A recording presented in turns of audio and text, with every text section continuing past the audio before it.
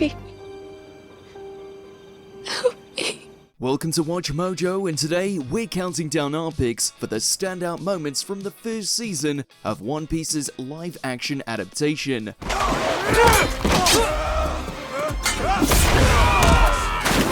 Be on the lookout for spoilers ahead. Number 10. Escape from Shellstown. Individually, we knew that Luffy, Zoro, and Nami were capable of kicking a ludicrous amount of ass. But it's here we get to see them combine their talents as they battle their way through wave after wave of Marines in their own backyard. This capped off one hell of a brawl against Axe Hand Morgan. Yeah, we're a crew. Nope, not a crew. Together. In which we got to see Zoro utilize his three-sword style for the first time. As well as Luffy demonstrate just how painfully versatile his rubber powers can be. Win! Number 9. The Passing of the Hat. Luffy's inheritance of his iconic straw hat is one of his most defining moments, where he decides he'll become a great pirate that will one day even eclipse that of his hero Shanks. After surviving being kidnapped, drowning, and being eaten by a sea beast, Get lost.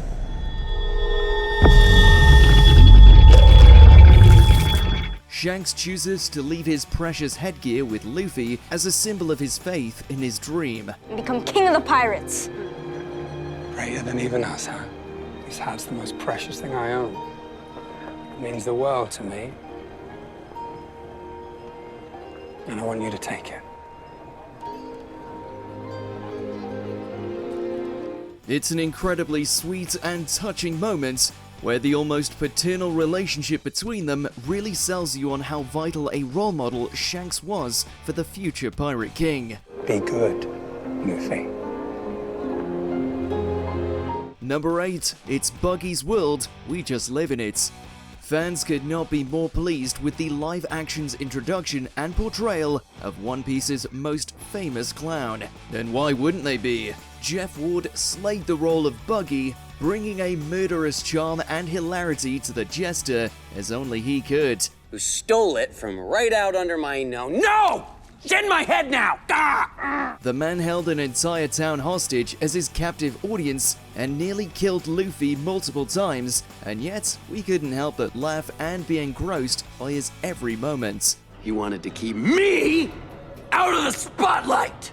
He wanted to keep my star from shining too brightly! Keeping him around for the majority of the show's run was definitely a wise decision, because the tightrope between funny and fiendish that his iteration of the character is walking has been pitch perfect so far. The chop fruit. So you can slice me, and you can dice me, but I'll always put myself back together again. Number 7. Zoro folds a pair of felines. While he may not have a hill as a backdrop, Zoro's battle against Butchie and Sham is still a great display of the swordsman's skills. With Kaya's mansion in lockdown, Zoro is forced to do battle against KURO'S cronies, in a pretty tight space at that. Still, a couple of kitties aren't anything to the pirate hunter, who utilizes the stairs, banisters, and every other surface to his advantage.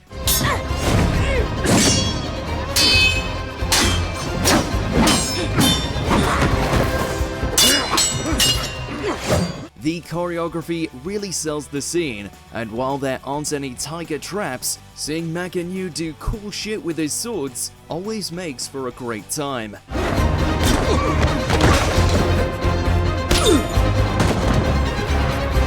Number 6. KURO'S House of Horrors. Another villain portrayal that adds a fantastic spin to the original character, Alexander Maniatis is so deliciously wicked as the captain of the Black Cat Pirates that seeing him parade around as both butler and eventual sociopath is an absolute delight. Though the pinnacle undoubtedly comes when Kuro lets the cat out of the bag and reveals his savage nature, first by killing off Mary, then by stalking Kaya like a serial killer. My, parents are gone. Your friends are all gone. Even Usopp is gone. It's just you and me, Miss Kaya.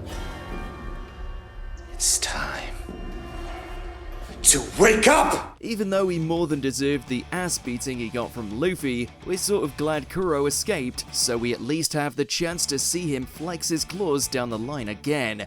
There you are, Miss Kaya. It's your birthday!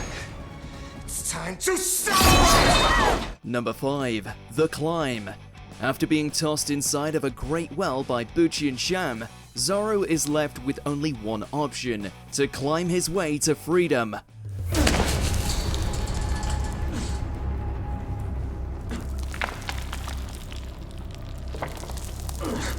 Easier said than done, as escaping initially proves to be even too much for his innate strength. From there, his slow ascendance is intercut with an extensive flashback,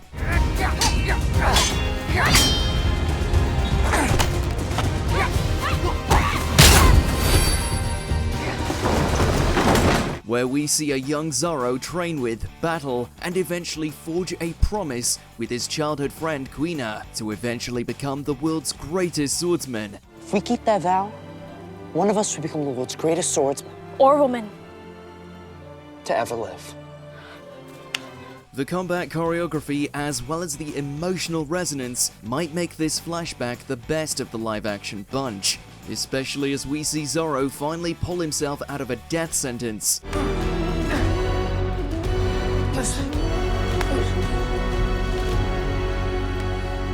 Number 4. Enter Mihawk. Just when you thought it was impossible for the world's strongest swordsman to become even more of a badass, they give him an introduction like this. Mihawk, did I catch you in the middle of something?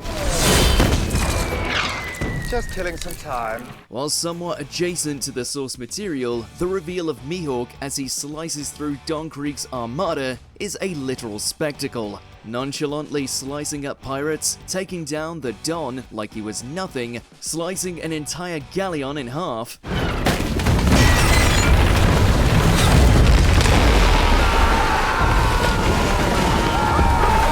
You couldn't ask for a better demonstration for the power differences in the world of One Piece, or a cooler messenger to deliver it. Why are you after me? You woke me from my nap. Then allow me to make it permanent!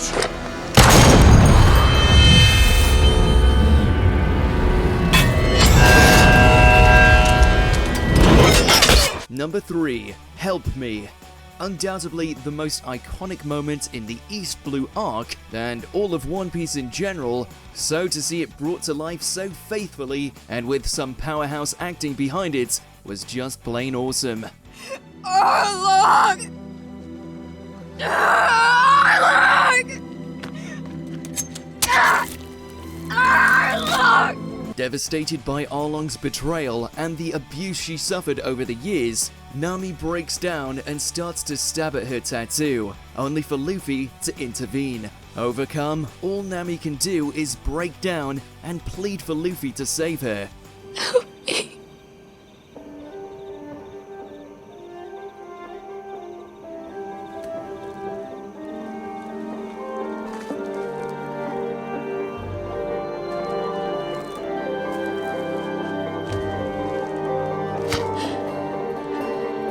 And what does Luffy say in return? Seriously, the two actors were amazing here. Of course I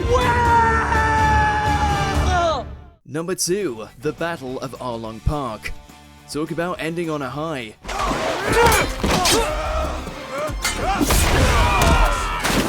Taking the fight to Arlong and his army of fishmen, the Straw Hat crew all got a chance to show off here in the best way possible. Usopp set Chew on fire. Special attack! Exploding star! Buggy made a grand return and less than gracious exit. I'm gonna get out of here. Hey! Sorry, kiddos. I'd love to make things right, but it's time to exit stage left. And Luffy literally brought the house down on Arlong with one hell of a bombardment of Gum Gum abilities. Though our highlight has to be Zoro and Sanji wiping out every fishman that comes their way, especially when the chef starts unleashing some devastatingly fancy footwork.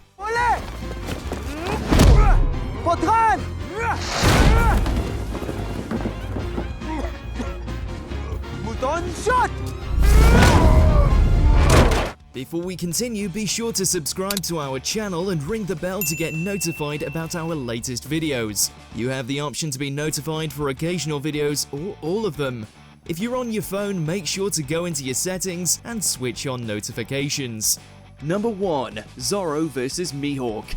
Becoming the strongest swordsman in the world is no easy feat, as Zoro discovered the hard way when he challenged Mihawk to a duel to the death. I, Roro Zoro, challenge you to a duel to the death.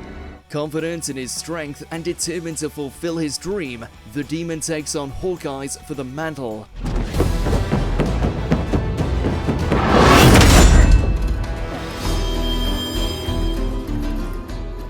But as every One Piece fan knows, it turns into a one-sided slaughterfest as Mihawk reveals the quagmire between them. So I'll do you the honor of killing you with Yoru.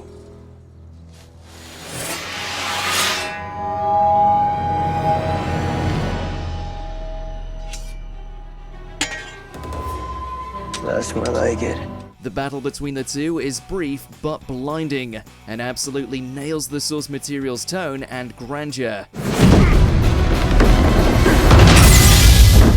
We can't wait for that rematch.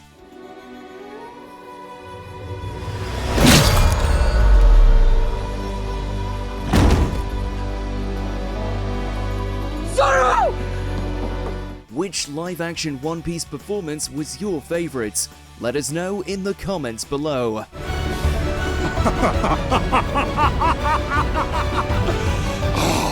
Did you enjoy this video? Check out these other clips from WatchMojo and be sure to subscribe and ring the bell to be notified about our latest videos.